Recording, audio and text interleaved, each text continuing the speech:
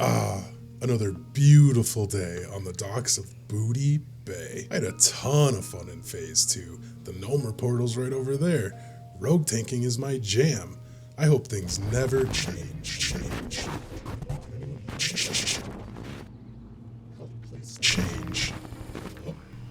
Never change. And it all changed. This doesn't have to be a bad thing though. We have a new world event. We have a new raid with Sunken Temple. We can get our professions to 300. So I think it's time for a Phase 3 Rogue Tank guide. Before we dive into it though, let's see how everyone else is feeling.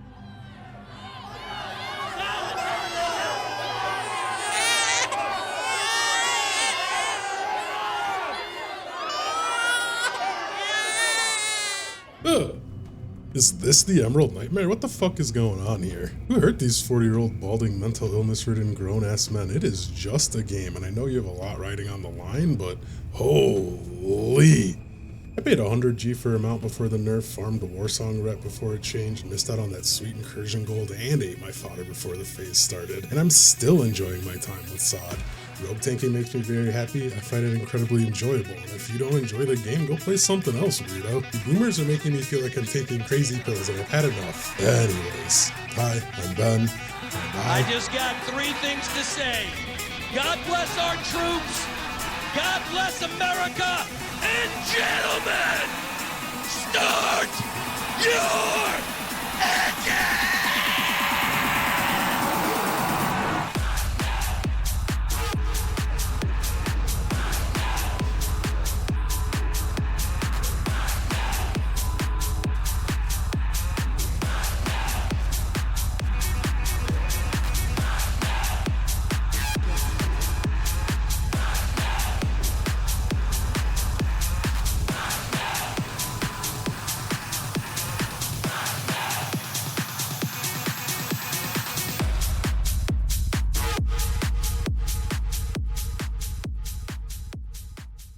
I'm going to keep this section pretty quick. If you want an in-depth deep dive on each race and the pros and the cons for Tank Rogue in my Phase 2 Rogue Tank Guide, I do that. I highly recommend you go check that out. But otherwise, we're gonna cook through it real quick. So when it comes to the races that can play Tank Rogue effectively, as far as Alliance goes, everything works. Every race on Alliance is a great choice for Rogue.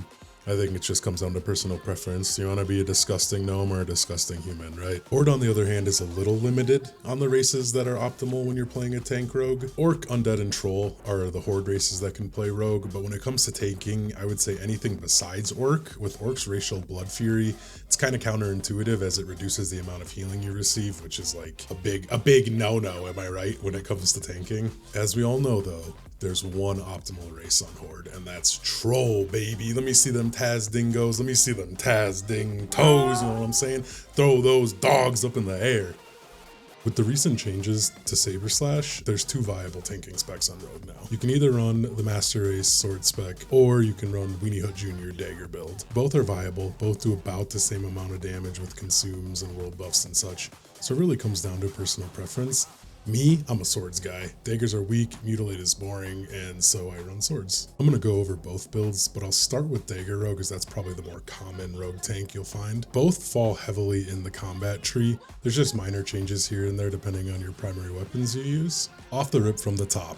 With Dagger Rogue, we're running Lightning Reflexes as our first 5 points. Then we're putting 5 points into Precision for more hit. We're putting 5 points into Deflection for more parry. And we're getting the improved Backstab. Just like in Phase 2, the Backstab modifier affects your Mutilate damage. So that 30% crit is applied to your Mutilate, which is fucking awesome. Next, we're getting Riposte. I like Riposte, not everybody does. So this is kind of a throwaway talent. If you want to put it here, you can. If you don't, you don't have to. Then we'll put 5 points into Dual Wield Specialization, 1 point into Blade Flurry, because we have dog shit AoE threats, so we need Blade Flurry, and then we'll drop another point into Weapon Expertise. That's everything for the combat tree. I'm gonna hit the subtlety tree real quick, because we're going 4 out of 5 in opportunity. So the caveat to this skill is it says it increases the damage dealt when striking a target from behind with your Backstab, Garrote, or Ambush abilities. Again, this is a Backstab ability, so it'll modify our Mutilate, and for whatever fucking reason, this works from the front too. So you get this bonus damage on your Mutilate from any side of the boss you're tanking. And finally, the rest of our points, we're dumping it into the Assassination tree. Putting 5 out of 5 in Malice, increased critical strike. We're putting 3 out of 3 into improved Slice and Dice, which increases the duration of your Slice and Dice ability by 45%. Pretty cool. more time to eviscerate, and just more damage, right? It's great. Murder. This is great. It did just flat increased damage to humanoids, giant, beasts, dragonkins by 2%. With ST being our raid, hella dragonkin. Great talent. And our last point is going into Relentless Strikes, which makes our finishing moves have a 20% chance per combo point to restore 25 energy. We're just keeping that yellow bar full, baby. So there's not a ton of information on the internet on the tank sword build, and so this is the spec I use when I'm taking on my sword rogue. Again, we're running lightning reflexes, dodge chance by 5%, must have. Precision, it's great, that 5% hit. Deflection, 5% parry, but riposte is mandatory on swords. When this button pops, you hit it, it crushes with that slow one-handed sword in your main hand. This is when things start to change up a little bit. With Sword Rogue, we're gonna run 3 out of 5 in dual wield specialization, just to get us into that next tier so we can get Blade Flurry, and then we're putting 4 points into sword specialization. A big reason we're not capping out sword specialization and dual wield specialization with our sword tank is because with aggression, we want the 3 points in it. We want that 6% extra sinister strike damage, which affects our saber slash, and eviscerate we're using all the time too, so it's just a nice little bonus on it. And then I put 1 point into expertise. No points into subtlety for swords, but in assassination, it's a very similar setup. Malice, 5 out of 5, improved slice and dice, murder, and then the 1 point in Relentless Strikes. I don't want to spend too much time on best in slot. I will pop all of it up on screen so you can pause the video and take a look, but in the description I'll also have a link to the best in slot list.